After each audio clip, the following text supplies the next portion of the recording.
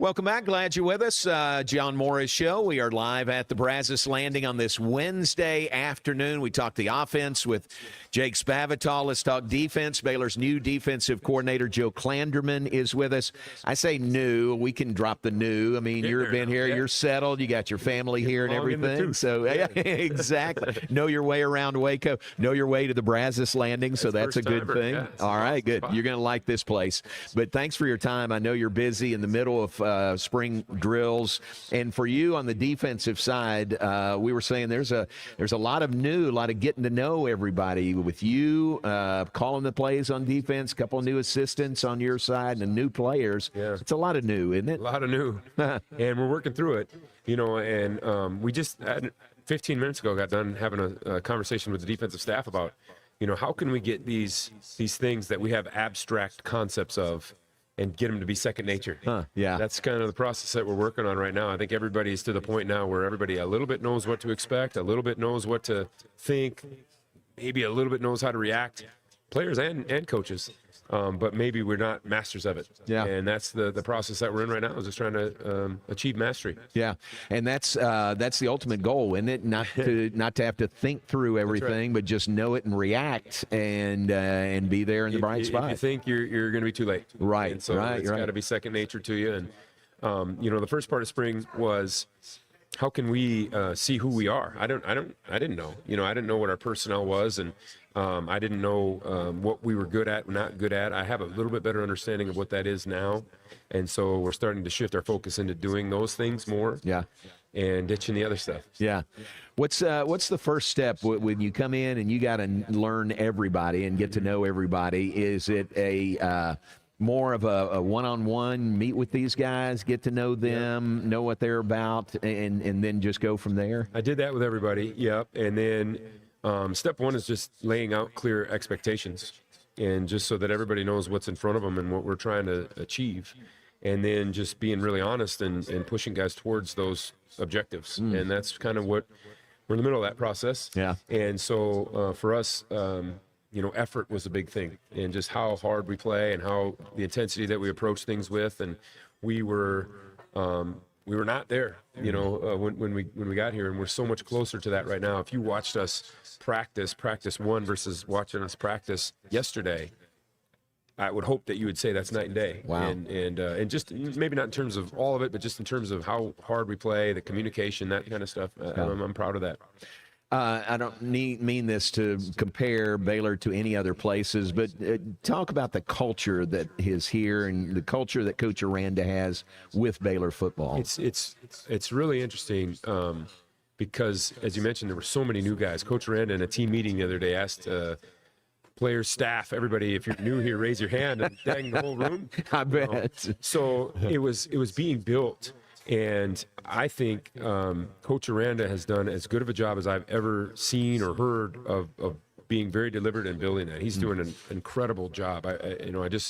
It's for our eyes only, right? So people don't kind of know what's going on in that building, but he is doing, in my eyes, as good of a job as can be done in that regard. Yeah. Of just the three things that he and we talk about is tough, smart, and dependable. We're going to win games at Baylor because we're tougher mentally and physically. We're going to win games because we don't beat ourselves. We're smart, and we want to be dependable people on and off the field, and that's the core of what we're trying to do. Love that. That's great. And he's done a good job also of handing things off to you, hadn't he? I mean, he's called plays the last 2 years defensively. He's got the defensive background, but part of this transition is him being able to release that to you. Yeah. It's and he's been awesome that way. He hasn't, even been around the defense as much as probably, which is probably good for him. He's spending some time on offense and maybe being around what they think and what they know a little bit more, which is probably helping him professionally to be a better head football coach. Good. But that being said, I mean, he's a super sharp football mind, and so my ability to go down the hall and ask him what he thinks, or ask him, hey, how have you done this, or is invaluable to me, and I like having that down the hall. That's cool. From what you know right now about your personnel defensively, how do you feel about that overall, and what do you think are the strengths there? Yeah, we're going to be really good up front. We're going to be really good on the D-line. Particularly inside, I think we've got, there's probably 8 or 9 guys that you could play a Big 12 football game with, which is kind of crazy. There's going to be a lot of depth there, a lot of competition there still. And our thing is, how can we get all those guys on the field at the same time? Nice. I don't know.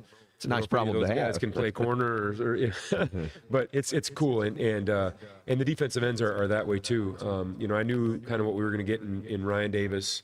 Kyler Jordan had played snaps here before, but we didn't know as much about Garrick Ponder. He's come in and been fantastic. Zay Hardy's come in and been fantastic. Damian Wimberly's come in and been, so there's been a lot of guys that have surprised us. So that's going to be where things emanate from. And then we've got a lot of competition in the corner room right now. That's another spot where we're really deep, and maybe looking at moving a few of those guys around to some other places because we feel good about that. I've got a lot of depth in the safety room too. Just trying to figure out where the best spots for those guys are to be. So there's still a lot of competition battles that won't get settled out until August, but there's a lot of guys that are going to play. It won't be outrageous to say we'll probably play 25, 26 guys in every game. Nice. Hey, that sounds really good. I mean, that's encouraging to hear that. I've always heard coaches say, and maybe I've heard you say, that the toughest spots to fill, the toughest guys to find are quality defensive linemen. That's right. Have you seen that in recruiting? Yeah. But you're saying we got really good depth there in the line. We did. We did a great job in the portal. Yep. And feel really good about every single guy that we brought in from the portal. And there were also some guys that were in the program here that have surprised us. And I shouldn't, maybe surprise is a bad word, but they've emerged. Yeah. A guy like Braylon Jackson, a guy like Jackson Blackwell, those guys those guys can play Big 12 football. Wow. And so we're pleased with where we're sitting there. And I like when you say they can play Big 12 football, you know what you're talking about because you were at K-State for all those years. So you've coached in this league, and it's not like, you're new to Baylor, but you're not new to the Big 12. That's right. Yeah, and I kind of know what the skill sets are that are going to thrive in this system. I kind of know what this league is about. Us forming a team at Baylor, I think, is a little bit different than us forming a team at Michigan State. Different leagues, different opponents, different structure of football, different weather that you're going to play in. All those things, right? And so I'm now with these leagues being so big, the Big 12 can look a lot of different ways. Yeah, you can go and play the Iowa States, BYUs of the world and play mash it up football, and then you can turn around and go to Central Florida or whoever and play basketball on grass. So you kind of got to be ready to play every style, and I think we can do that. That's wild. So we're 10 practices into spring. 10. You got 5 more to 30. go. 10, yeah. Jake said pretty big scrimmage coming up this Saturday. What would you like to see? I mean, is that a good opportunity when you really get good on good in that scrimmage? Yeah, it is. And DJ is a worthy adversary. He's right. Boris Spassky.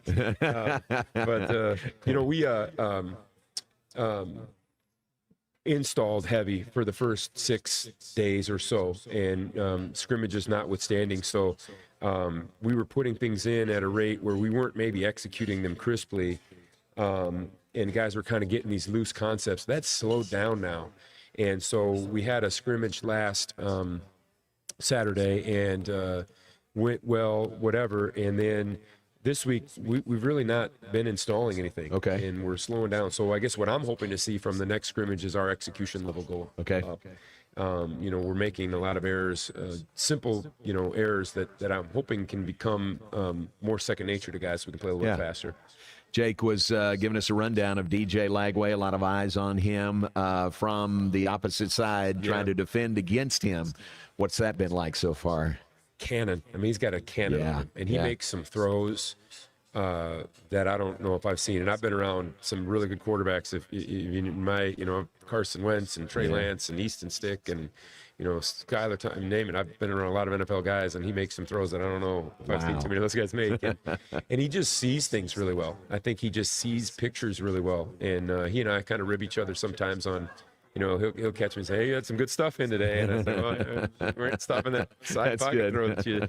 But he just does some things that on the field that are, I don't know, for lack of a better word, freakish, I guess. And I'm impressed with him, and I'm impressed with how hard he works and who he is as a leader and an individual as well. How much does that help you guys as you get better and stronger defensively to go against a guy like that? Yeah, you bet. I mean, that's the deal is you're going to get better by going against their best. And that's one thing that I'm appreciative of that we do a lot of good on good, quote unquote, good on good stuff where it's, our best on their best, and iron sharpens iron. So that's our deal.